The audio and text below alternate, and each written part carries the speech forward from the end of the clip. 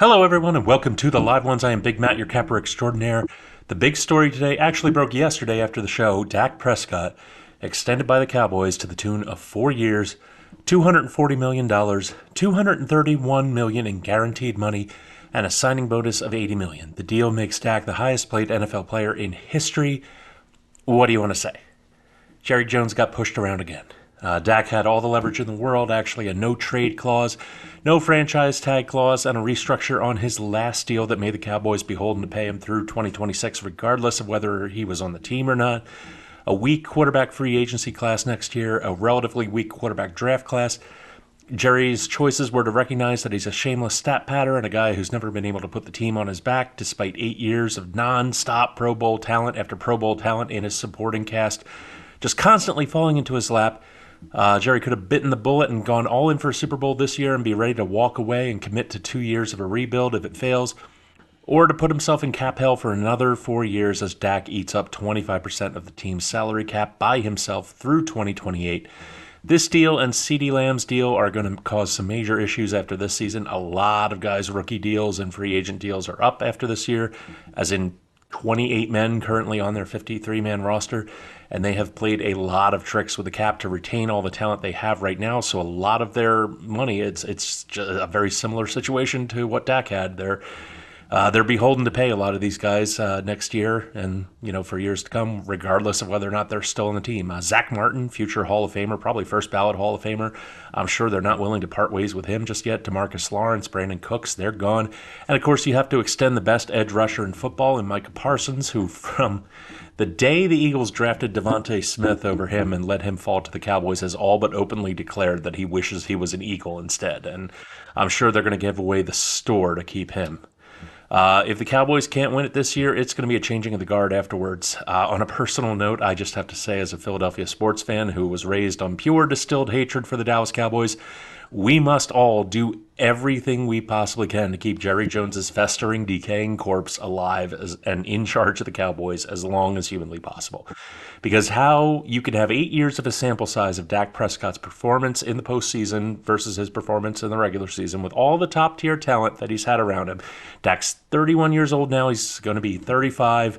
At the end of this extension, his performance is only going to start to decline going forward. And you say to yourself, not only is that the guy that's going to win me a Super Bowl, but I need to make him the highest paid player in NFL history and forego my ability to be able to pay the rest of my talent what I need to in order to build a Super Bowl team. The thought process there is just beyond the pale. I mean, unless you just don't care about winning a Super Bowl and you just want to sell out 8 or 9 home games every year, have giant media rights contracts, and sell a shit ton of sponsorships, which the Cowboys do. If that's your goal, more power to you, Jerry. But the way you let yourself get bullied year after year, decade after decade by your players at contract time, man. I mean, who was the last marquee free agent the Cowboys brought in while they were in their prime? Leonard Davis, maybe, 2007? They could never afford them. They always have to go for the bargain players. And yes, sometimes they hit on them. I mean, they hit huge on Jaron Kearse a couple of years ago, but nobody knew who he was at the time.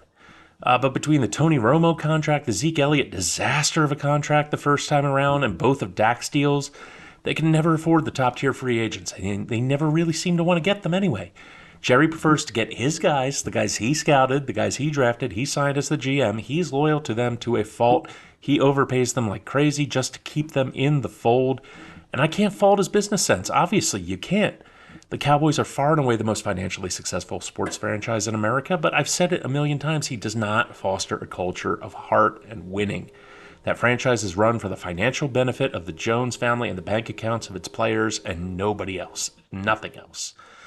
We went 2-2 yesterday to close out the week in positive territory. I really don't know what to say about the Bears-Titans game. The Bears had 24 points to win the game. They covered the spread. Not a single one of those points was scored by the offense. Caleb Williams had 92 yards passing. Both quarterbacks humiliated themselves out there. What have I said so many times? Stop putting rookie quarterbacks out on the field week 1. They're going to get killed. Their careers are going to get snuffed out in their cribs. Anyways, whole new week starting. A very small slate of sports on tap. We have some Monday Night Football to go over, so let's get right to it. Aaron Rodgers, the man who has played 5 snaps of football in the last 18 months, coming off an Achilles tear at 40 years old, missed the whole year last year, and even with all the stroke that man has and everything, all the weight that he swings with the Jets, no one in the Jets coaching staff put their foot down with him and said, Aaron, come on. You need to get some first-team reps against actual competition. He's getting thrown into the fire week one, and no matter how much he likes playing the 49ers in the regular season, and he does, the man's in the twilight of his career, and the Niners have a frightening and aggressive front seven that should match up excellently against the Jets' offensive line. They're not going to make it very easy on Aaron. Meanwhile, the 49ers have major questions on offense as well. Trent Williams and Brandon Ayuk are finally back, but they're both expected to see really limited playing time considering they missed all of training camp and preseason, and we'll see how much either one of them plays. And Christian McCaffrey was hurt all preseason as well, and he's listed as questionable for tonight.